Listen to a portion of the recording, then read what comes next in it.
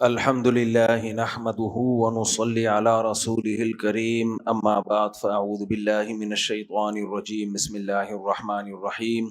رمضان 2026، آج ہم نے 7واں پارہ پڑھا ہے، سورہ مائدہ ختم کی ہے اور سورہ انعام شروع کی ہے۔ مائدہ عربی میں دسترخوان کو بولتے ہیں۔ تو جو حضرت عیسیٰ کے ماننے والے ہیں انہوں نے حضرت عیسیٰ علیہ السلام سے مطالبہ کیا تھا کہ آپ اللہ سے دعا کریں کہ اللہ ہمارے لیے آسمان سے دسترخوان اتار دے۔ حضرت عیسیٰ علیہ السلام نے فرمایا اتقوا اللہ، اللہ سے ڈرو، کس قسم کے تم بیہودہ مطالبے کر رہے ہو؟ تو وہ کہنے لگے کہ ہم یہ معجزہ اپنی آنکھوں سے دیکھیں گے تاکہ ہمیں آپ کی صداقت پر اور زیادہ یقین آ جائے کہ آپ واقعی اللہ کے سچے پیغمبر ہیں، اور یہ نشانی ہم اپنے آنکھوں سے دیکھ لیں گے، اور اللہ کی نعمت ہوگی ہم اس میں سے کھائیں گے بھی۔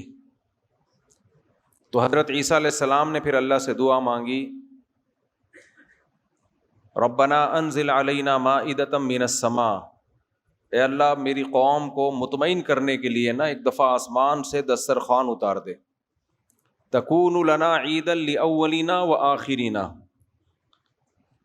یہ ہمارے لیے خوشی کا دن بن جائے گا کہ اللہ نے اپنی ایک نعمت دکھائی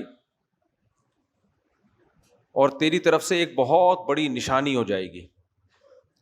تو اللہ نے فرمایا حضرت عیسیٰ سے انی منزلها علیکم، ٹھیک ہے میں آسمان سے دسترخوان نازل کر رہا ہوں، لیکن فمن یکفر بعد منکم، کسی نے بھی ناشکری کی نا، فانی اعذبہ عذابا، ایسا عذاب دوں گا، لا اعذبہ احدا من العالمین، کہ اس سے پہلے اس کائنات میں کسی کو ایسا عذاب نہیں دیا ہوگا میں نے۔ یہ اللہ تعالیٰ کی عادت ہے۔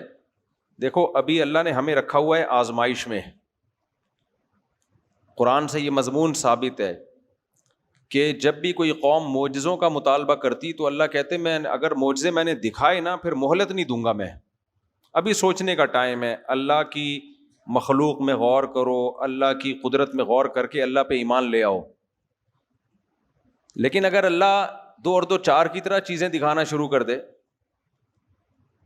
جیسے صالح علیہ الصلاۃ والسلام کی قوم نے مطالبہ کیا آپ معجزہ دکھائیں، صالح علیہ السلام کے پاس ویسے بھی معجزے تھے، انہوں نے کہا کیا معجزہ؟ انہوں نے کہا اس پہاڑ سے اونٹنی نکال دیں۔ کتنا بیہودہ مطالبہ ہے یا نہیں ہے؟ بیکار، بس بیٹھے بیٹھے جو منہ میں آئے، آپ اس پہاڑ سے کیا نکال دیں؟ اونٹنی۔ تو اللہ نے کہا ٹھیک ہے میں اونٹنی نکال دوں گا، لیکن یہ اتنا بڑا معجزہ ہوگا نا، اتنی بڑی دلیل ہوگی کہ پھر اس اونٹنی کے آداب ہوں گے، وہ ناقۃ اللہ، وہ اللہ کی اونٹنی ہے، پھر جب وہ پانی پیے گی تو ان کا جانور پانی نہیں پیے گا، پیاسے رکھو اپنے جانوروں کو، وہ پیے گی، جس دن اس کی باری ہوگی کوئی قریب نہیں آئے گا، اور اگر اس کو نقصان پہنچانے کی کوشش کی تو پھر اللہ کا شدید عذاب آئے گا، کیونکہ تم نے مانگا تھا نا، اللہ نے تو مہلت دی بھی ہے۔ غور کرو پیغمبر کی تعلیمات میں، پیغمبر کی ان کی تعلیمات کتنی صاف ستھری ہیں، لیکن ایسی چیزیں چاہو گے تو پھر اللہ پورا کرے گا تو پھر مہلت نہیں دے گا۔ تو یہی ہوا، اونٹنی جب نکالی ہے اللہ تعالیٰ نے تو اب وہ اونٹنی سارا پانی پی جاتی تھی، ان لوگ کو جانوروں کو پانی پلانے میں مشکل ہو رہی تھی، دور جانا پڑتا ہوگا، کہیں اور سے پانی لانا پڑتا ہوگا۔ تو کچھ شرارتی لوگوں نے مشورہ کیا کہ اس اونٹنی سے جان چھڑاؤ، حالانکہ دیکھا تھا کہ ایک پیغمبر نے اشارہ کیا ہے اور پہاڑ سے نکل کے آ گئی ہے، تو یہ اللہ کی طرف، اللہ کا ہی کام ہے یہ۔ تو اب ڈرتے بھی تھے کہ اگر ہم نے کچھ کیا تو قوم میں ہم بدنام نہ ہو جائیں، تو مل جل کے انہوں نے پروگرام بنایا کہ سب لوگ مل کے بولیں گے کہ ہمیں تو پتہ ہی نہیں، جب یہ ایکا کر لیں گے تو کون کس سے انتقام لے گا۔ بہرحال اس اونٹنی کی ٹانگیں کاٹ ڈالی اور پھر اللہ نے پوری قوم کو تہس نہس کر دیا، تباہ و برباد کر دیا۔ تو اس لیے یہ جو اللہ نے غیب کا معاملہ رکھا ہوا ہے نا، اس میں مہلت ہے، مہلت ہے، سوچ لو، غور کر لو، موت تک مہلت ہے۔ معجزوں کی پرواہ نہ کیا کرو۔ یہ ملحد لوگ کہہ رہے ہوتے ہیں نا معجزے نظر نہیں آتے، بھائی یہ اللہ کہہ رہے ہیں کہ آج کتنی آیتیں ہیں سورہ انعام میں اللہ کی قدرت کی ہیں، یہ معجزے ہی تو ہیں، فالق الحب والنوا۔ آج جو آیت آئی ہے ان اللہ فالق الحب والنوا، اللہ وہ ذات ہے جو گھٹلی اور دانے کو پھاڑ کے درخت بناتا ہے. یہ معجزہ ہی تو ہے. ٹھیک ہے اس کی ایک سائنٹیفک لاجک ہے, لیکن وہ لاجک ہے کتنی پیچیدہ. گھٹلی کے اندر کیسے زبردست سافٹ ویئر ڈال دیے, ایسے سافٹ ویئر تو اب تک سائنٹسٹ ایجاد نہیں کر سکے ہیں.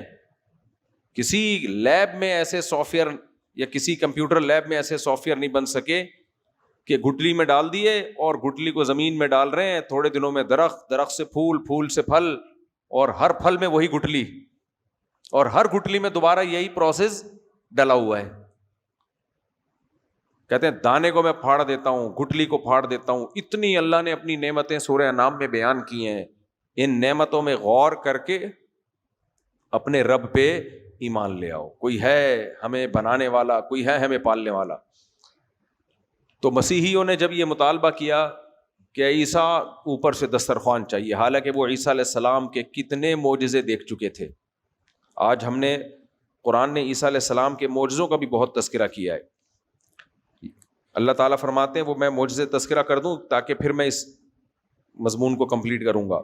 اذ قال اللہ یا عیسی ابن مریم اذکر نعمتی علیک وعلی والدتک. اللہ تعالیٰ کہتے ہیں میں قیامت کے دن عیسیٰ ابن مریم سے, مسیح ابن مریم سے پوچھوں گا کہ میں نے آپ پر اور آپ کی ماں پر کتنے احسانات کیے تھے, ان احسانات کو آپ یاد کرو. کیا کیا احسانات تھے؟ اذ ایدتک بروح القدس, مقدس روح یعنی جبریل کے ذریعے میں نے آپ کو طاقت دی تھی. یہ بات قرآن و حدیث سے ثابت ہے کہ بہت سارے مشکل کاموں میں فرشتے ہمارا حوصلہ بڑھاتے ہیں.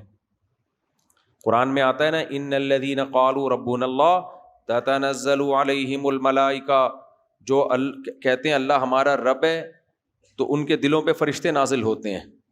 اللہ تخافوا ولا تحزنوا, انہیں جو مشکلات آتی ہے نا دین پہ چلنے میں, تو فرشتے دل میں تسلیاں دے رہے ہوتے ہیں, خوف مت کرو, رنجیدہ مت ہو. موٹیویشن ملتی ہے کس کی طرف سے؟ یہ غیبی مدد ہوتی ہے, غیبی. جیسے شیطان کی طرف سے شیطان ڈی موٹیویٹ کرتا ہے نا, تو یہ بھی غیبی ہے,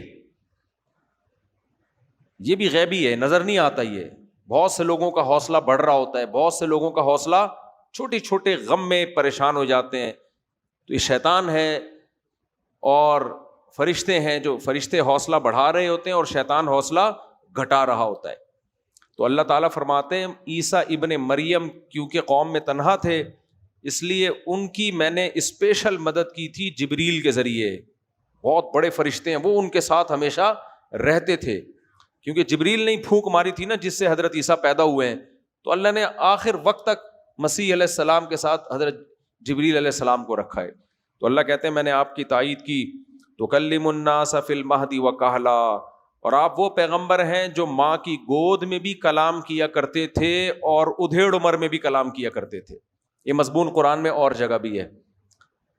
اب دیکھو سوال پیدا ہوتا ہے, ادھیڑ عمر میں تو سبھی کلام کرتے ہیں, 50-60 سال کی عمر کون سی عمر کہلاتی ہے؟ دیکھو 4 انسان کے اسٹیج ہوتے ہیں عمر کے. ایک ہے بچپنا, دوسرا ہے جوانی, پھر جب جوانی ختم ہو رہی ہوتی ہے لیکن میری بڑھاپا آیا نہیں ہوتا, بڑھاپے کے اسٹیشن آنا شروع ہو جاتے ہیں لیکن ابھی آیا نہیں ہے بڑھاپا, تو وہ عمر کہلاتی ہے ادھیڑ عمر. کہتا نا ذرا ادھڑنے لگا ہے یہ تھوڑا سا, شاید اس سے نکالا ہو واللہ عالم. پھر آگے کیا ہے؟ بڑھاپا. یہ 4 اسٹیج ہیں انسان کی زندگی کے. پھر ان اسٹیج کو آپ مزید ٹکڑے کر سکتے ہیں. جوانی کی 2 قسمیں, ایک ابتدائی شباب, ایک بٹوین شباب, میری اپنی انگلش ہے دیسی, یعنی شباب کا درمیانی حصہ, پھر شباب کا اینڈنگ وغیرہ وغیرہ. شباب کہتے ہیں بالکل ینگ آدمی کو. تو اللہ نے عیسیٰ ابن مریم کے بارے میں کیا فرمایا؟ حضرت مریم کو بھی اللہ نے کہا کہ میں تجھے بیٹا دوں گا جو تیری گود میں بھی کلام کرے گا اور ادھیڑ عمر میں بھی. بھائی یہ تو گود میں کلام تو عیسیٰ علیہ السلام نے کیا, ماں کی گود میں بولے وہ, یہ تو معجزہ ہے. ادھیڑ عمر میں کلام کرنا کوئی معجزہ ہو سکتا ہے؟ نہیں ہو سکتا.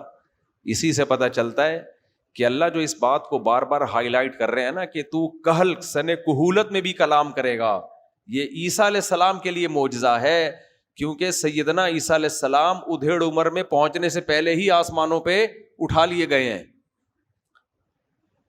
اب آپ خود سوچو کہ جس کی عمر ابھی 50 سال تک پہنچی نہ ہو اور اس کو اٹھا لیا جائے تو وہ ادھیڑ عمر میں کلام کیسے کرے گا؟ تو وہ قرب قیامت میں نازل ہوں گے، ادھیڑ عمر میں پہنچنے کے بعد لوگوں سے کلام کریں گے. اس وقت پتا چلے گا کہ ان کا اس عمر میں پہنچ کے کلام کرنا واقعی اللہ کا معجزہ ہے. یہ معجزہ ہے. تو اللہ فرماتے ہیں وَتُكَلِّمُ النَّاسَ، اے عیسیٰ تو لوگوں سے کلام کیا کرتا تھا، فی المہدی ماں کی گود میں بھی، وکہلا اور سن کہولت میں بھی. وَإِذْ عَلَّمْتُكَ الْكِتَابَ وَالْحِکْمَةَ وَالتَّوْرَاةَ وَالْإِنْجِیلَ، یہ بھی بڑی زبردست آیت ہے. اے عیسیٰ اس وقت کو یاد کر جب میں نے تجھے کتاب کا علم بھی دیا، حکمت کی باتیں بھی سکھائیں، تورات کا علم بھی دیا اور انجیل کا علم بھی دیا.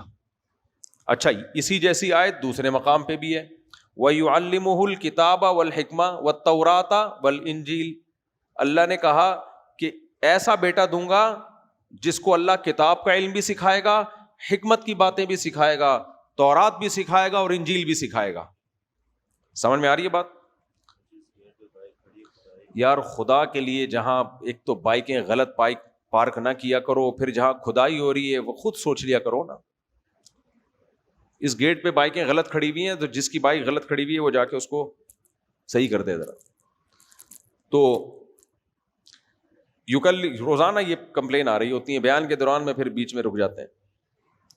تو قرآن میں اللہ نے کیا فرمایا عیسیٰ ابن مریم کے بارے میں؟ اللہ آپ کو کتاب کا علم بھی دے گا، حکمت کا علم بھی، تورات اور انجیل کا. کسی اور پیغمبر کے بارے میں اس طرح کی آیت نہیں ہے. یہ بھی ایک معجزہ ہے. کیوں بھائی؟ انجیل کا علم تو اللہ نے اس لیے دیا کہ وہ نازل کس پہ ہوئی ہے؟ آپ لوگ منہ سے پلیز، حضرت عیسیٰ علیہ السلام پہ نازل ہوئی ہے نا، وہ تو اس لیے.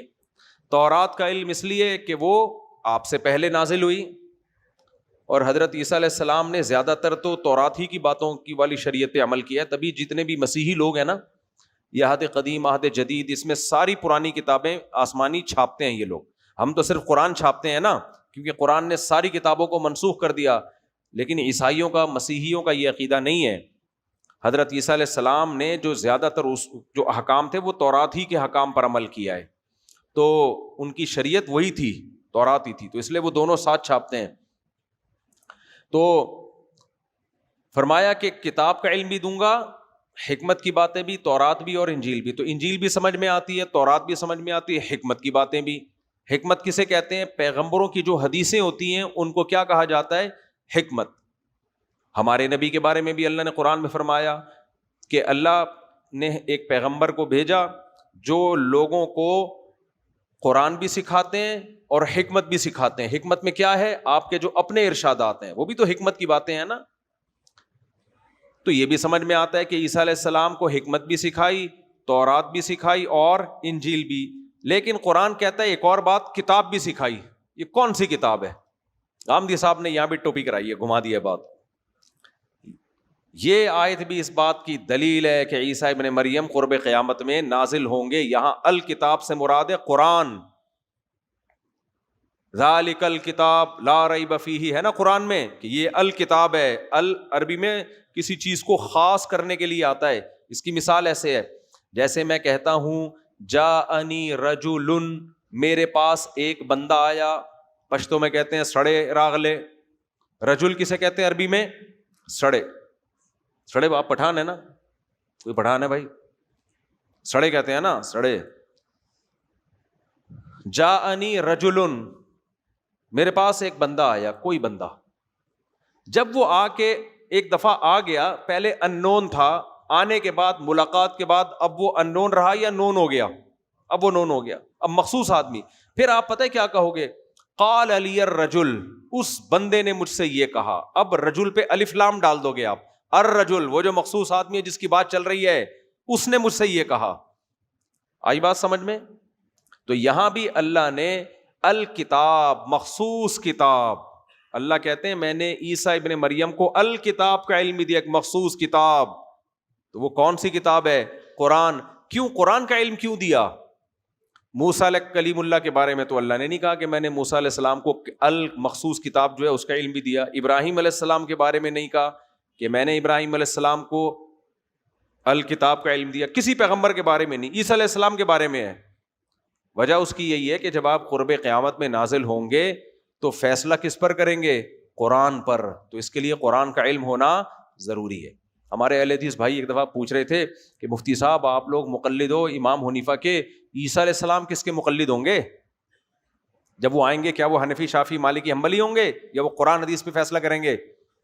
میں نے کہا میرے بھائی پہلی بات تو امام حنیفہ بھی قرآن حدیثی کو مانتے تھے، تورات اور انجیل پہ فیصلے نہیں کرتے تھے. امام شافعی بھی تورات اور انجیل میں نہیں، قرآن و حدیث کو. اور میں نے کہا جب عیسیٰ علیہ الصلوۃ والسلام آئیں گے تو قرآن سے پتہ چلتا ہے کہ ان کو قرآن کا علم ہوگا، اور ظاہر ہے جب قرآن کہہ رہا علم ہوگا تو حدیث کا علم کے بغیر قرآن کا علم معتبر نہیں ہے. پراپر علم قرآن کا وہی معتبر ہے جس میں حدیث بھی آتی ہو، تاکہ قرآن کا پتہ تو اس حدیث کا مطلب قرآن کی اس آیت کی حدیث میں تفسیر کیا ہے. تو میں نے کہا عیسیٰ ابن مریم کے بارے میں اللہ نے گواہی دے دی ہے کہ آپ قرآن و حدیث کے علم کے ماہر ہوں گے، لہذا جب عیسیٰ علیہ السلام آئیں گے تو ہم امام ابو حنیفہ کی اتباع چھوڑ کر کس کو فالو کرنا شروع کر دیں گے؟ عیسیٰ علیہ السلام کو. مسئلہ ہمارے ساتھ نہیں، مسئلہ آپ کے ساتھ ہوگا. آپ ابھی بھی مانتے بھی ہو ابو حنیفہ شافعی کا علم قرآن و سنت میں ہم سے زیادہ تھا، پھر بھی فالو نہیں کر رہے. تو عیسیٰ علیہ السلام کو بھی اگر آپ فالو نہیں کرو گے اور آپ کہو گے میں قرآن حدیث کو مانتا ہوں، میں آپ کو نہیں مانتا، تو پھر دیکھو عیسیٰ علیہ السلام کا رپلائی کیا ہوگا. عیسیٰ علیہ السلام کہیں گے تو کیا میں تورات اور انجیل کو مانتا ہوں؟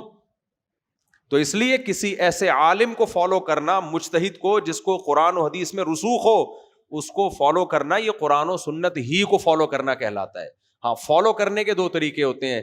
ایک طریقہ یہ کہ ڈائریکٹ فالو کرو، ایک طریقہ یہ کہ اس کو فالو کرو جو ڈائریکٹ فالو کر رہا ہے. تو جس کو پورا قرآن و سنت آتا ہے وہ ڈائریکٹ فالو کرے، جس کو نہیں آتا تو وہ فنڈر بننے کی کوشش نہ کرے، وہ اس کو فالو کر رہے جس کو پورا آتا ہے. اچھا میرے بھائی، تو یہ بھی دلیل ہے کہ عیسیٰ ابن مریم قرب قیامت میں نازل ہوں گے. آگے اللہ تعالیٰ فرماتے ہیں وَإِذْ عَلَّمْهَا وَإِذْ تَخْلُقُ مِنَ الطِّينِ كَهَيْئَةِ الطَّيْرِ. اتنے معجزے اللہ نے عیسیٰ ابن مریم کو دیے. دیکھو یہ پوری عیسائی دنیا اتنی بڑی ایسی تھوڑی بن جاتی ہے. دنیا میں کسی شخص کو ایسے فالو نہیں کیا جاتا جب تک کہ براہین قاطعہ، مضبوط دلائل اس کے نبوت پہ ثابت نہ ہو جائیں، ورنہ لوگ قربانیاں نہیں دیتے ہیں. تو اللہ کہتے ہیں اے عیسیٰ ابن مریم آپ مٹی سے پرندہ بنایا کرتے تھے، فتنفخو، میرے اذن سے، میری اجازت سے. اجازت کیوں؟ اس لیے کہ تصویر بنانا ہمیشہ سے حرام ہے. جاندار کی تصویر بنانا، بولو. حضرت مفتی تقی صاحب نے اس پہ لکھا ہے کہ یہ صرف اسلام میں تصویر سازی حرام نہیں ہے، پچھلے آسمانی مذاہب میں بھی تصویر بنانے کی اجازت نہیں تھی، پتلے بنانے کی، تصویر بنانے کی. انہوں نے جو بزرگوں کے بنانا شروع کر دیے وہ عقیدت محبت میں، پھر اس سے شرک پھیلا.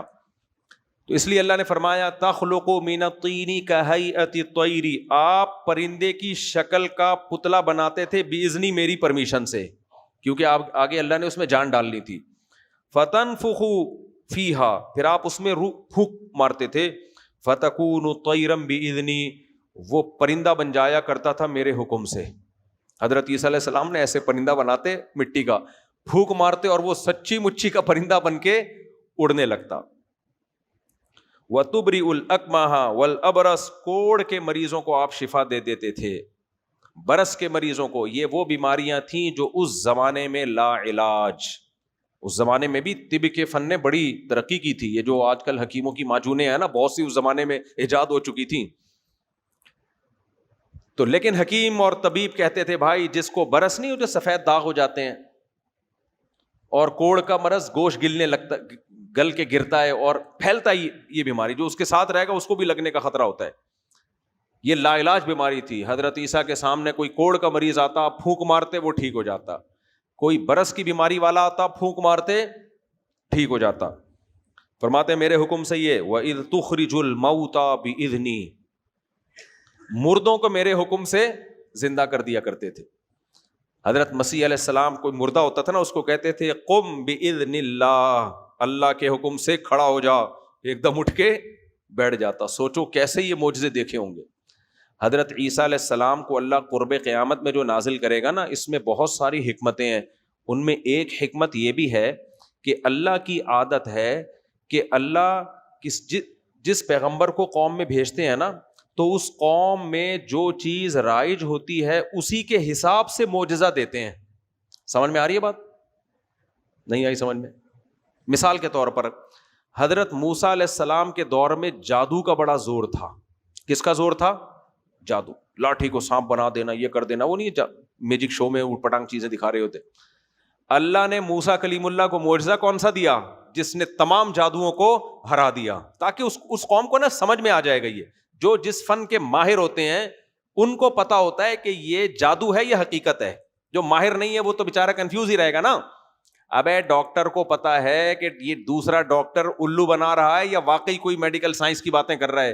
میں اور آپ تو الو بن جائیں گے نا, ہمیں تو کوئی بھی, کیا خیال ہے؟ مفتی کو پتا ہوتا ہے کہ یہ قرآن حدیث کے نام پہ الو بنا رہا ہے یا واقعی قرآن حدیث کی ریسرچ پیش کر رہا ہے. عوام بیوقوف بن جاتی ہے.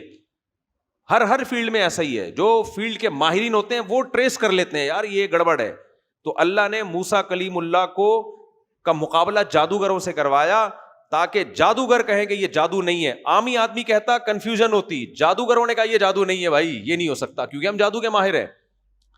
نہیں آ رہی سمجھ میں بات؟ تو اللہ کی عادت ہے. ہمارے نبی کو جو معجزہ دیا گیا وہ قرآن. کیوں؟ عرب میں بلاغت کا زور تھا. بلاغت سمجھتے ہو؟ زبان پر ایسا عبور تھا نا. بلاغت کہتے ہیں کون الکلامی مطابقا لمقتضى الحال. ایک ہی بات ہے نا, مضمون آپ جب بیان کرنا چاہتے ہو, اسی مضمون کو ایک آدمی ایسے انداز سے بیان کرے گا سامنے والے کے دل میں نہیں اترے گا. اسی مضمون کو دوسرا جو زبان پہ جس کو کنٹرول ہوگا, مہارت ہوگی, وہ ایسے تانے بانے ملائے گا, ایسے مبتدا اور خبر اور سینٹنس بنائے گا کہ وہی بات جب وہ بیان کرے گا فوراً سمجھ میں آ جائے گی. کیا خیال ہے بھائی؟ ٹیچروں کو دیکھ لو اسکول میں, ایک ٹیچر ایک سبق پڑھاتا ہے, آسان سی بات کو بھی مشکل بنا دیتا ہے, اور ایک مشکل بات کو بھی کیا بنا دیتا ہے. نہیں یار سمجھ میں رہنے دو. باہر گاڑی کھڑی ہوئی ہے, اس کو بم سے اڑا دو جا کے. جو صاحب اس کو بم سے اڑائیں گے اس کے لیے میں 27ویں رات میں دعا کروں گا انشاءاللہ. غلط پارک کی ہوئی ہے کسی نے. کون سی گاڑی ہے, نمبر تو بتاؤ. ہے فرحان نام لکھا ہوا ہے گاڑی کے اوپر. فرحان بھائی آپ خود ہی اپنی گاڑی کو بم سے اڑا دو. اچھا خیر. تو ایک مولوی صاحب تقریر کر رہے تھے نا, 4 آدمی جنت میں جائیں گے, نہیں 3 آدمی جہنم میں جائیں گے, ایک سود کھاتا ہے, ایک بے نمازی, اور تیسرا ایک بیچ میں کہتا ہے مولوی صاحب ایک مسئلہ پوچھنا ہے. کہہ رہا ہے بیٹھ تو جا, ابھی بات تو مکمل کرنے دے. پھر کہتا ہے 3 آدمی جہنم میں جائیں گے, ایک جو سود کھاتا ہے, دوسرا جو نماز نہیں پڑھتا. پھر تیسرا بولنے لگتے ہو, کہتے ہیں مولوی صاحب ایک مسئلہ پوچھنا ہے. امام صاحب نے کہا کم بخت بات تو مکمل کرنے دے, بیٹھ جا. پھر امام صاحب کہتے ہیں 3 آدمی جہنم میں جائیں گے, ایک سود جو کھاتا ہے, ایک نماز نہیں پڑھتا. پھر اس نے کہا امام صاحب, اس نے کہا تیسرا یہ جہنم میں جائے گا.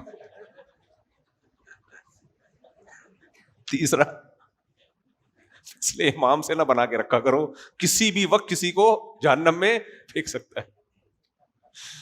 تو خیر کیا بات چل رہی تھی, دیکھو اتنا اچھا مضمون چل رہا تھا. ہاں تو میں بتا رہا تھا کہ ہم بلاغت کسے کہتے ہیں؟ بات ایسی کرنا جو پنجابی میں کہتے ہیں گل ویلے دی تے پھل موسم دا. بات پتے کی ہے, بے موقع بات کو بلاغت نہیں کہتے. اور اس کے لیے الفاظ کا چناؤ اور ان کو اس ترتیب سے پرویا گیا ہو کہ فوراً دل میں اتر جائے, اس کو کیا کہتے ہیں عربی میں؟ بلاغت. ہر زبان میں ہوتی ہے, ہر زبان میں فصیح و بلیغ لوگ ہوتے ہیں. ایک خطیب آسان بات بیان کرتا ہے, سمجھ میں ہی نہیں آتی, اس طرح سے بیان کرتا ہے. اور ایک خطیب مشکل سے مشکل بات ایسے بیان کرتا ہے 2 منٹ میں سمجھ میں آ جاتی ہے. تو یہ عرب میں بلاغت بہت تھی, حتیٰ کہ اتنے بلیغ تھے کہ انہوں نے عربی کے علاوہ جو زبانیں دنیا میں بولی جاتی تھیں سب کو عجمی کہتے تھے, گونگے کہتے تھے, ان کو بولنا نہیں آتا ہے. ان کو کیا پتا بولنا کسے کہتے ہیں. شاعر تھے اس زمانے میں بڑے بڑی اس کی شاعری بڑی ٹائٹ ملتی ہے پہلے زمانے کی. تو قرآن نبی پر نازل ہوا, اور نبی امی, وہ تو شاعر تھے نا, لکھتے پڑھتے. اللہ نے کہا دیکھو ایسے پیغمبر پر وہ کلام نازل کر رہا ہوں, ما تخطہ بیمینک, دن کے دائیں ہاتھ نے ایک الف اور با بھی کبھی نہیں لکھا. کوئی رائٹر نہیں ہے یہ, نہ لکھنا جانتے ہیں نہ پڑھنا جانتے ہیں, لیکن ایسا کلام لے کر آئیں گے بلاغت کے ایسے معیار پر ہوگا کہ تمہیں چیلنج کرے گا کہ تم اس جیسی 10 آیتیں بنا کے لے آؤ. قرآن تو پورا دور کی بات. تو عرب عاجز آ گئے, انہوں نے کہا نہیں ہو سکتا. وہ ایک دم سنتے تھے نا تو عجیب ان پہ کیفیت طاری ہوتی تھی, کیسا کلام ہے. نبی صلی اللہ علیہ وسلم جب شروع میں قرآن کی تلاوت کرتے ہیں نا مکہ میں, تو یہ ابو جہل لوگ یہ بھی کمبخت آ کے سنا کرتے تھے چھپ چھپ کے, ان کو اتنا اس کلام میں مزہ آتا تھا. عبداللہ بن ابی منافق کے سامنے جب نبی نے کلام پڑھا نا تو اس نے کہا معاذ اللہ اے محمد صلی اللہ علیہ وسلم تمہارا کلام بڑا شاندار ہے لیکن تم خاموش ہو جاؤ. یہ تعریف کی اس نے. تو ایک صحابی نے کہا میں اس کی گردن اڑاؤں, کس طرح کی باتیں کر رہا ہے. تو عرب ہل جاتے تھے اس کلام سے.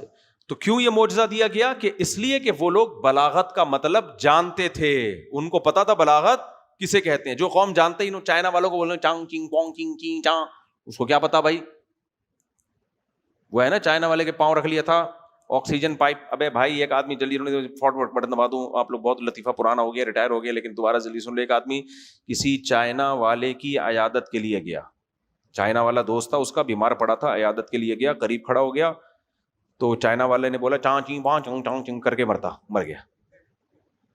اس کو بڑا افسوس ہوا کہ یار میرا چائنیز دوست عین آخر وقت میں پتہ نہیں کیا کہہ کے گیا ہے. اس نے وہ الفاظ رٹا لگا کے یاد کیے, چائنا جا کے ترجمہ کروایا تو اس کا مطلب آکسیجن کے پائپ سے پاؤں ہٹا, آکسیجن کے پائپ پہ پاؤں رکھ, اسی وجہ سے مرا تھا. خیر ہر زبان اپنی ہوتی ہے, میں کسی زبان کا مذاق نہیں اڑا رہا, لیکن ہر زبان کی اپنی خاصیت ہوتی ہے. لیکن جو عرب میں بلاغت تھی نا وہ کسی زبان میں نہیں تھی. وہ دوسروں کو اجمی کہتے تھے, گونگے, بولنے نہیں آتا. اجما جانوروں کو کہا جاتا ہے, یعنی یہ نہیں, اپنی قوت بیان نہیں ہے. تو اللہ نے نبی کو معجزہ کون سا دیا؟ قرآن, کہ تم لاؤ اس جیسا کلام بنا کے لاؤ. تو عیسیٰ ابن مریم کو جو قرب قیامت کے لیے اللہ نے منتخب کیا ہے نا, اس کی ایک حکمت یہ بھی ہو سکتی ہے کہ یہ جو دور ہے یہ سائنسی ترقی کا دور ہے, اور عیسیٰ ابن مریم کے دور میں سائنسی ترقی اپنی انتہا کو پہنچی ہوئی ہوگی. اور سائنس کیا کہتی ہے؟ اللاجیکل کوئی کام دنیا میں نہیں ہوتا. کیا خیال ہے؟ یہی کہتی ہے نا, اللاجیکل کام نہیں ہو سکتا. اللہ نے وہ پیغمبر کا انتخاب کیا جن کو اتنے سارے معجزے دیے گئے, اور معجزہ ہوتا ہی اللاجیکل ہے. سائنس جتنی بھی ترقی کر لے وہ یہ مانتی ہے کہ مردے میں جان نہیں ڈالی جا سکتی, مردے میں جان نہیں ڈالے. ایسا نہیں ہو سکتا کہ کوئی پتلا بنا کے پھونک مارو اور وہ, ہم بتاتے رہتے ہیں نا, علماء بتاتے ہیں بھائی اللہ نے پہلی دفعہ آدم علیہ السلام کو مٹی کا پتلا بنا کے پھونک ماری اور انسان بن گئے, ہم بندر کی نسل میں نہیں ہیں. سائنسدان کہتے ہیں ایکچولی دیکھیں یہ لاجک کی بات نہیں ہے, ایکچولی لاجک یہ کہتی ہے کہ ایوالو ہوئے ہم لوگ.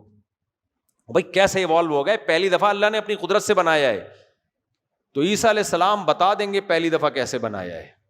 ایسے جیسے میں بنا رہا ہوں, یہ پرندہ ہے, پھونک ماری اڑ گیا, اور اللہ مردوں کو دوبارہ زندہ کرے گا. سائنسدان مان لیتے ہیں زندہ کرے گا دوبارہ, کہ نہیں ایکچولی یہ جب ہم جاتے ہیں تو ایک پروسیس سے گزرتے ہیں تو اس کے بعد اس قابل نہیں رہتا کہ یہ کسی کا قرضہ واپس کرے.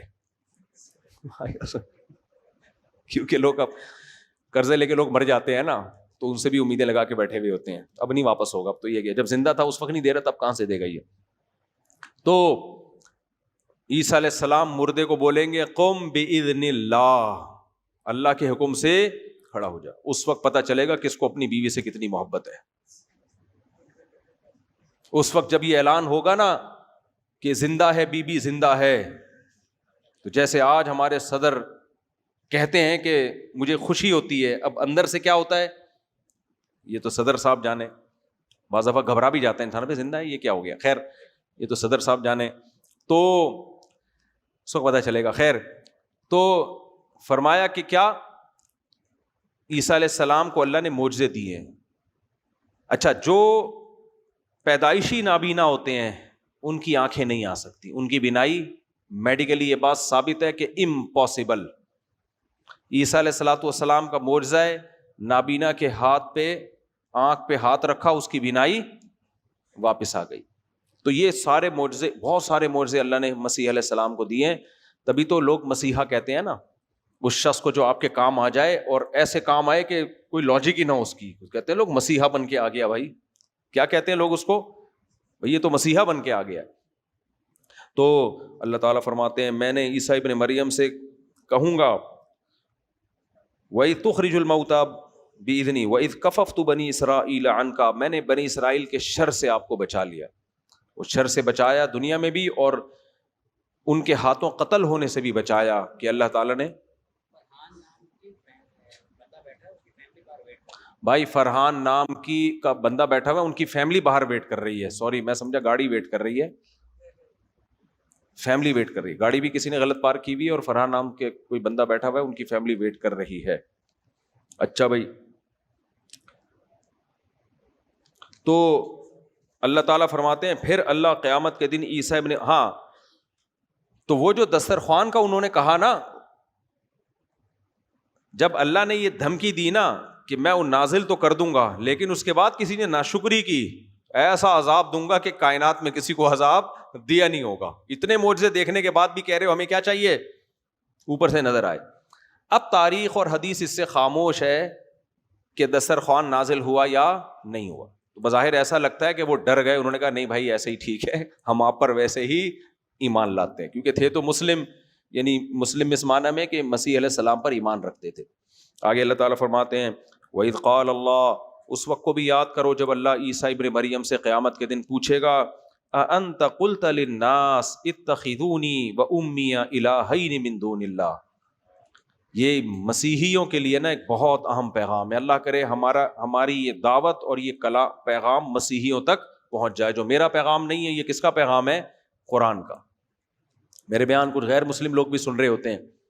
اللہ کہتے ہیں میں قیامت کے دن مسیح علیہ السلام سے پوچھوں گا اور کہوں گا انت قلت للناس, کیا آپ نے اپنے لوگوں کو کہا تھا, اپنے فالوورز کو کہا تھا, عیسائیوں کو, مسیحیوں کو, کرسچن لوگوں کو آپ نے کہا تھا اتخذونی و امی الہین, کہ مجھے اور میری ماں کو معبود بنا لینا. ہو سکتا ہے مسیح لوگ کہ ہم تو مسیح علیہ السلام کو معبود نہیں مانتے. بھائی جب ان سے آپ دعائیں مانگتے ہو, حاجت روا مشکل کشا سمجھتے ہو مریم سے اور ان علیہ السلام سے, اس کا مطلب آپ نے ان کو بھی خدا مان لیا ہے. تو عیسیٰ علیہ السلام کہیں گے سبحانک, اے اللہ تو اس عیب سے پاک ہے, ما یکون لی ان اقول ما لیس لی بحق, میری کیا مجال کہ میں وہ بات کہہ دوں جس کا میرے پاس رائٹ ہی نہیں ہے, یہ کیسے ہو سکتا ہے. اللہ نا عدالت کے کٹہرے میں لا کے کھڑا کرے گا. پھر اللہ کہتا ہے, مسیح علیہ السلام کہیں گے ان کنت قلتہ فقد علمت تعلم ما فی نفسی ولا اعلم ما فی نفسک, اے اللہ تیرے دل میں کیا ہے میں نہیں جانتا, میرے دل میں کیا ہے تو جانتا ہے. یعنی میرے دل میں یہ سچ ہے جو میں گواہی دے رہا ہوں, تو جانتا ہے کہ میں جھوٹ نہیں بول رہا. میں نے ان کو نہیں کہا تھا کہ مجھے اور میری ماں کو معبود بنا لینا. خدا کی قسم ایسی ہی گواہی محمد صلی اللہ علیہ وسلم بھی قیامت کے دن دے سکتے ہیں کہ اللہ نبی سے پوچھے گا کہ کیا آپ نے اپنی امت سے کہا تھا کہ مجھے مشکل کشا, حاجت روا سمجھ لینا, مجھے بشریت سے نکال کے نور بنا لینا, اور میرے بارے میں یہ کہہ دینا کہ جہاں بھی میلاد ہوتا ہے وہاں محمد صلی اللہ علیہ وسلم تشریف لاتے ہیں, آپ بھی ہر جگہ موجود ہیں, اور یا رسول اللہ انظر حالنا واسمع قالنا, یہ دعائیں مسجدوں میں چل رہی ہیں. اے اللہ کے رسول آپ ہماری حالت دیکھیں, آپ ہماری بات کو سنیں, ہماری فریاد رسی کریں. تو اللہ ہمارے نبی سے بھی پوچھ سکتا ہے کہ کیا آپ نے ان کو یہ دعوت دی تھی. تو جو عیسیٰ ابن مریم کا جواب ہے وہی جواب کس کا ہوگا, سید الانبیاء محمد صلی اللہ علیہ وسلم, کہ میں اس سے بری ہوں. حدیث میں تو ایک شخص آتا ہے آپ کے سامنے بہت مبالغہ کر دیتا ہے تعریف میں, آپ نے اس کو سختی سے منع کیا. صحیح حدیث ہے, فرمایا جیسے مسیحیوں نے مسیح علیہ السلام کی تعریف میں مبالغہ کر کے خدا کے برابر بنا دیا, تم ایسی میری تعریف مت کرو, کیونکہ پھر تم میں اور ان میں فرق کیا رہ جائے گا. آپ نے یہ بھی فرمایا کہ اللہ یہود و نصارہ پہ لعنت کرے, جب ان کے کوئی پیغمبر دنیا سے جاتے تھے یہ پیغمبروں کی قبروں کو سجدہ گاہ بنا لیا کرتے تھے. سمجھ میں آ رہی ہے بات؟ تبھی اللہ نے اپنے نبی کو سجدہ گاہ بننے سے روکا ہوا ہے. پھر آپ نے فرمایا میری قبر کو عید کی گاہ کی طرح بھی نہ بناؤ. جیسے عید کے دن نہیں میلے ٹھیلے ہوتے ہیں, مزاروں پہ جا کے دیکھو نا, قوالیاں, ناچ گانے. تو اللہ نے اپنے حبیب صلی اللہ علیہ وسلم کی قبر کو ان تمام چیزوں سے محفوظ رکھا ہوا ہے. تو میرے بھائی جب نبی کی قبر پہ یہ چیزیں جائز نہیں ہیں تو کسی بزرگ کی قبر پہ کہاں سے جائز ہو گئے, کہاں سے جائز؟ تو اس لیے بھائی جو دنیا سے چلا گیا اس کو دفن کرو, ایک بالش قبر بناؤ, زندگی بھر اس کے لیے دعائیں کرو, اس سے زیادہ آگے بڑھنے کی کوشش نہیں کرو. آگے چلتے ہیں, بس جلدی مکمل کرتا ہوں. تو اللہ تعالیٰ فرماتے ہیں اے اللہ, عیسیٰ علیہ السلام کہیں گے اے اللہ جب تک میں ان میں تھا تو میں ان کے حالات جانتا تھا, جب تو نے مجھے اٹھا لیا اس کے بعد کیا ہوا مجھے معلوم نہیں ہے. تو علم غیب کی بھی نفی ہو گئی. کیا خیال ہے؟ آگے کہیں گے ان تعذبہم, اب انہوں نے جو شرک کیا، اگر تو ان کو عذاب دینا چاہے فَإِنَّهُمْ عِبَادُكَ، یہ تیرے بندے ہیں، تجھے اختیار ہے کہ اپنے بندوں کو تو شرک کی وجہ سے عذاب دے. وَإِن تَغْفِرْ لَهُمْ، معاف کرنا چاہے، فَإِنَّكَ أَنْتَ الْعَزِيزُ الْحَكِيمُ، تو تجھے معاف کرنے کی بھی قدرت ہے اور حکمت والا بھی ہے، تیرا کوئی کام حکمت سے خالی نہیں. لیکن قرآن کہتا ہے کہ اللہ شرک کو کسی صورت میں معاف نہیں کرے گا. تو جب مسیح علیہ السلام کی طرف سے یہ گواہی آئے گی تو اللہ پھر اعلان کرے گا، قیامت مقدمہ چلے گا نا، ایک عدالت کے ایک کٹہرے میں حضرت عیسیٰ کے ماننے والے ہوں گے، ایک میں سیدنا عیسیٰ ابن مریم ہوں گے. اللہ مسیحیوں سے کہے گا تم نے مریم کو اور مسیح علیہ السلام کو معبود کیوں بنایا، یہی کہے گا نا اللہ. تو مسیحی کہیں گے یہ عیسیٰ ابن مریم اے اللہ تیرے پیغمبر ہیں، یہ پیغام لے کر آئے تھے، ہم نے ان کو فالو کیا ہے. تو اللہ پھر کس سے پوچھے گا کہ آپ بتاؤ آپ نے کہا تھا. تو حضرت عیسیٰ کیا کریں گے، اللہ میں نے نہیں کہا تھا، تو میری زندگی میں تو انہوں نے شرک نہیں کیا، میرے بعد کیا اس کا مجھے علم نہیں ہے، اب تیری مرضی ان کو عذاب دے یا ان کو چھوڑ دے. تو اللہ تعالیٰ فرمائیں گے ھذا یوم ینفع الصادقین صدقہم، کیا زبردست اعلان ہوگا. آج وہ دن ہے جس دن سچوں کو ان کا سچ فائدہ پہنچائے گا. یہ ذمہ داری مسیح علیہ السلام کے کندھوں پہ نہیں آئے گی کہ ان کی قوم کیا کرتی رہی ہے، کیونکہ ان کے سچ ان کو فائدہ پہنچائے گا. لہم جنات تجری من تحتها الانہار، اس دن جو بھی سچ بولے گا اور سچ بول کے چھوٹے گا ان کے لیے باغات ہیں جن کے نیچے نہریں بہتی ہیں. اللہ ان سے راضی ہوا اور وہ اللہ سے راضی. ذالک الفوز العظیم، یہ اللہ کی طرف سے بہت بڑی کامیابی ہے. انہی صورت میں یہ آیتیں بھی آئیں. اللہ نے فرمایا، پچھلی جو سورہ مائدہ چل رہی ہے نا، اللہ نے فرمایا اے عیسائیو، اے مسیحیو، تم اس قول سے باز آ جاؤ کہ مسیح ابن مریم اللہ کے بیٹے ہیں.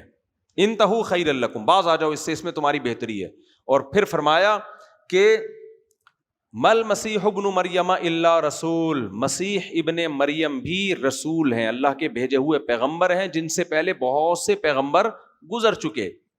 وامہ صدیقہ، ان کی ماں پاکیزہ سچی عورت تھیں، زانیہ معاذ اللہ بدکار نہیں تھیں وہ. اور آگے فرمایا کانا یاکلان الطعام، دیکھو تم یہ خود مانتے ہو کہ مسیح اور ان کی ماں کھانا کھایا کرتے تھے، ان کی اپنی کتابوں میں لکھا ہے. تو جو کھانا کھانے والا ہے وہ معبود نہیں ہوتا، وہ تو محتاج ہوتا ہے. پھر آگے اللہ فرماتے ہیں انظر، اے نبی دیکھو، کیف نصرف لہم الآیات، ہم ان کے لیے اپنی آیات کو کیسے بیان کر رہے ہیں. ثم انظر، پھر ان کو دیکھو، اتنی واضح دلیل چھوڑ کر کہاں کو جا رہے ہیں. سمجھ میں آ رہی ہے بات کہ نہیں آ رہی ہے؟ یہ اللہ فرماتا ہے کہ میں کتنی کلیئر بات کر رہا ہوں. بھائی تم خود مانتے ہو کہ وہ کھانا کھاتے تھے، ان کی ماں بھی، تو معبود کیسے ہو گئے، حاجت روا کیسے ہو گئے، مشکل کشا کیسے ہو گئے؟ یہی سوال ہم اپنے بدعتیوں سے پوچھتے ہیں، ہمارے دور کے جو بدعتی چل رہے ہیں، جو کہتے ہیں یہاں سے نبی کو پکارو، نبی تمہاری پکار کا جواب دیں گے. بھائی یہی طعنہ مشرکین نے ہمارے پیغمبر کو دیا، ما لہذا الرسول، یہ کیسے رسول ہیں، یاکل الطعام، یہ تو کھانا کھاتے ہیں محمد صلی اللہ علیہ وسلم، ویمشی فی الاسواق، بازاروں میں شاپنگ کرتے ہیں، خریداری کرتے ہیں، یہ پیغمبر نہیں ہے. تو قرآن نے اس کا جواب یہ نہیں دیا کہ نہیں یہ دیکھنے میں ایسا لگ رہا ہے کہ کھانا کھا رہے ہیں، حقیقت میں تو یہ نور ہیں. بعض بدعتی یہ کہتے ہیں کہ نبی اصل میں تو فرشتے تھے، نور تھے، انسانی شکل میں آئے تھے، اس لیے کچھ کام وہ کیے تو لوگوں کو دکھانے کے لیے. ایسا نہیں ہے بھائی، نبی کیا تھے، بشر، کھانا سچی مچی میں کھاتے تھے، آپ کو بھوک بھی لگتی تھی اور بازاروں میں خریداری بھی کرتے تھے، کیونکہ انسان کو زندہ رہنے کے لیے یہ سارے کام کرنے پڑتے ہیں. آپ نے تجارت بھی کی ہے. تو اللہ مسیح علیہ السلام کے بارے میں کہہ رہا ہے کھانا کھاتے تھے، جو کھانا کھاتے ہیں معبود نہیں ہوتے. معبود کھانے اور پینے کا محتاج نہیں ہوتا. تو بھائی یہاں بھی ایسا ہی ہے. اللہ بزبان حال آج کے مشرک سے بھی کہہ رہے ہیں کہ تم محمد صلی اللہ علیہ وسلم کو کہتے ہو مشکل کشا، حاجت روا، یہیں سے ہماری حاجتیں پوری کرتے ہیں، تو وہ معبود بنا لیا نا. تو وہ تو کھانا بھی کھایا کرتے تھے، خریداری بھی کیا کرتے تھے، آپ کو جنگوں میں زخم پہنچے جس سے آپ کو تکلیف بھی ہوئی ہے، بیماریاں بھی ہوئیں، شفا بھی ہوئی. تو بشریت کے سارے لوازمات محمد صلی اللہ علیہ وسلم میں موجود تھے. فرق کیا ہے، اللہ کے سب سے برگزیدہ پیغمبر، تمام پیغمبروں کے سردار، بس نہ آپ کی شان کو گھٹاؤ، یہ بھی کفر ہے، اور اللہ کے برابر کر دینا یہ بھی کیا ہے؟ کفر ہے۔ اب میں چند آیتیں بس پڑھ کے بیان ختم کرتا ہوں درس آج کا۔ اس کے بعد سورہ انعام شروع ہوئی ہے۔ اللہ نے سورہ انعام توحید سے شروع کی، فرمایا الحمدللہ الذی خلق السماوات والارض۔ اتنا مزہ آتا ہے یہ آیت پڑھنے میں۔ تمام تعریفیں اس اللہ کے لیے جس نے آسمانوں اور زمین کو پیدا کیا۔ وجعل الظلمات والنور، اندھیروں کو اور روشنیوں کو پیدا کیا۔ اس کائنات میں اصل اندھیرا ہے، لائٹ جو پیدا ہوئی ہے نا، یہ مخلوق ہے خدا کی، لائٹ خود بخود پیدا نہیں ہو سکتی۔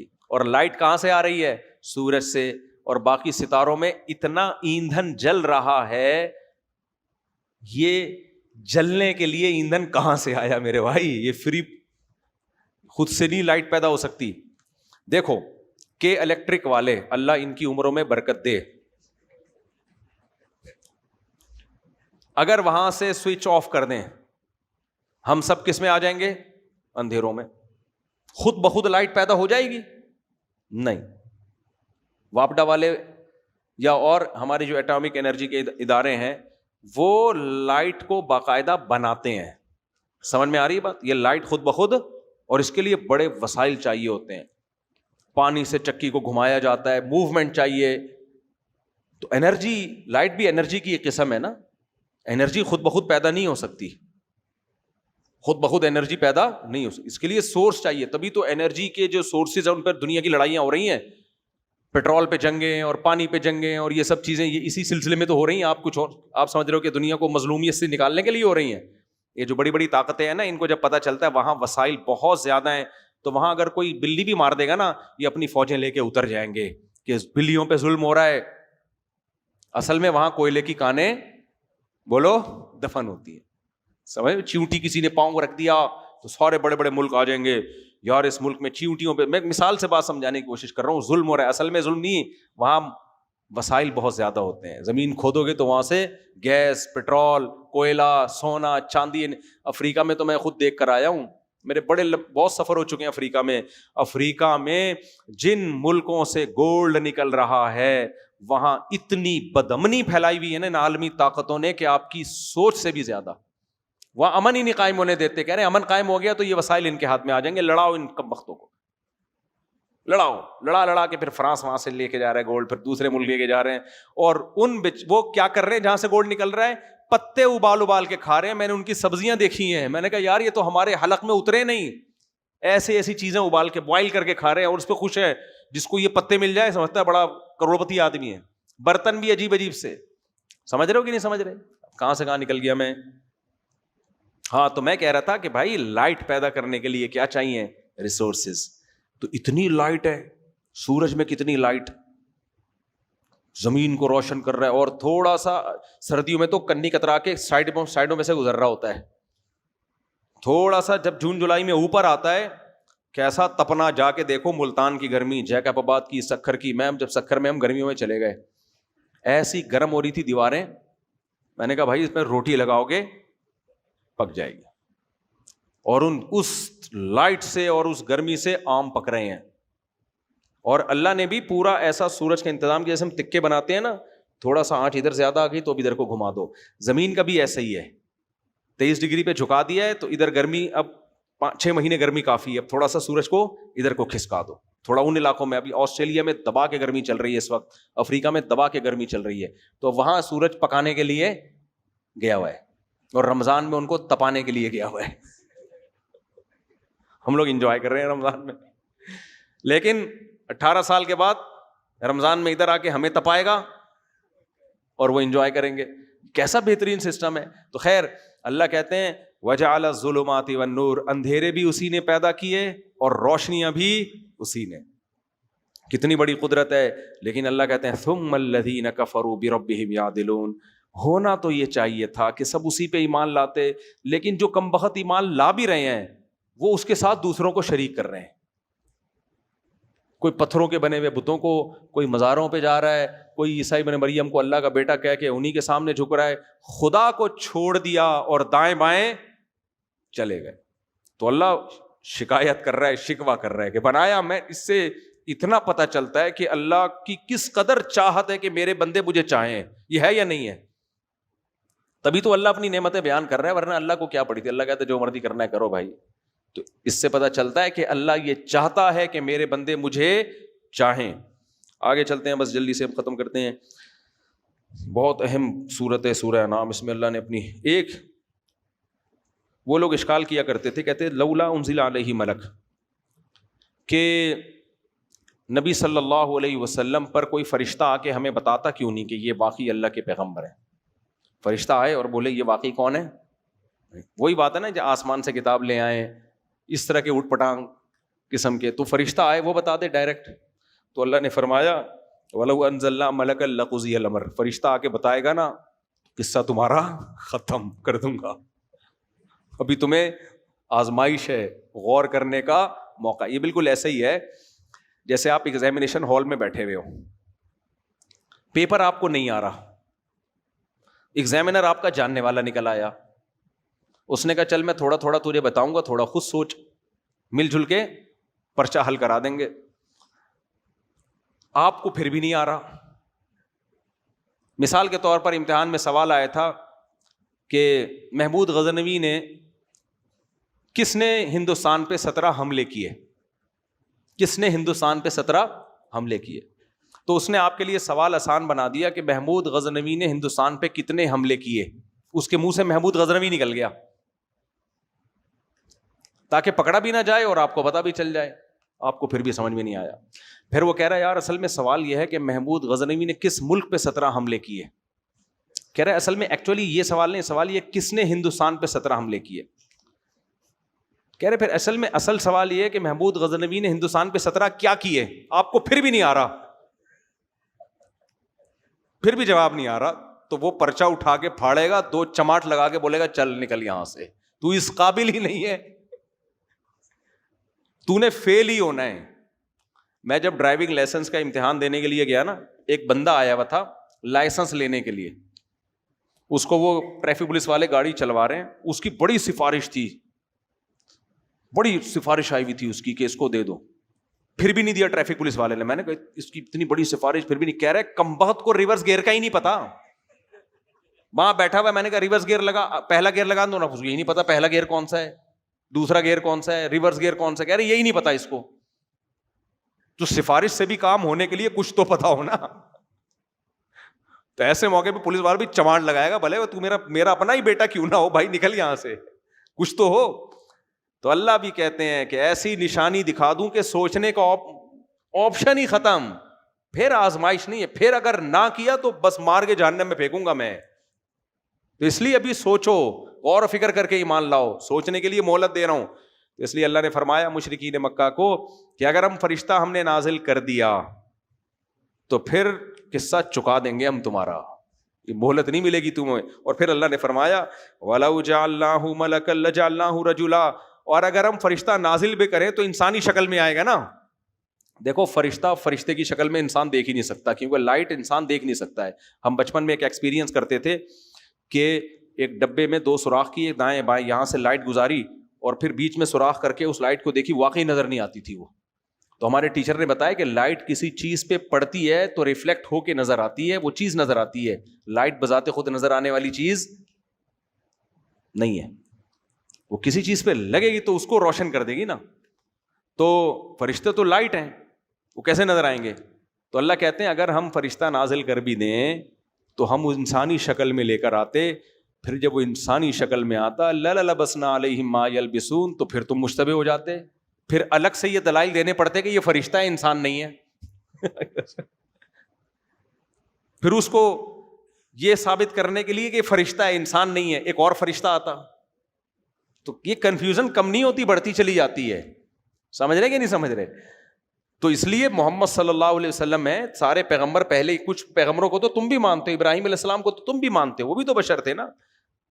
تو ان پر بھی ایسا ہی ایمان لے آؤ. وقت بہت زیادہ ہو گیا, لیکن یہ بہت اہم آیتیں باقی ہیں. وقت ہو گیا ہے, پھر انشاءاللہ. میرا گلا بہت درد کرنے لگتا ہے رمضان میں نا, بالکل بیٹھ جاتا ہے گلا.